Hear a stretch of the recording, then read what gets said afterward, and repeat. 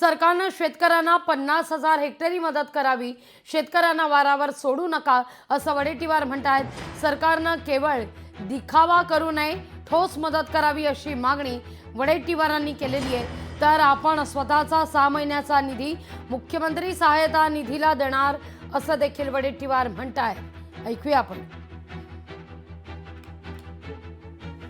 कुठलीही ठोस भूमिका किंवा किती देणार याबाबत सरकारने गुप्तता का ठेवली, पण शेतकऱ्याला भरपूर मदत करावी, किमान 50,000 रुपये हेक्टरी मदत केल्याशिवाय हा शेतकरी जगूच शकत नाही।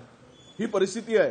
केवळ मंत्री गेलेत, मुख्यमंत्री गेलेत, उपमुख्यमंत्री गेलेत आणि आपले नावाचे फोटोचे स्टिकर लावून मदत करण्याचा दिखावा काही मंत्री करतायत, काही मुख्यमंत्री करतायत, उपमुख्यमंत्री करतायत। काल ते लोकांनी सामान वापस घेऊन जा म्हणून सांगितलं।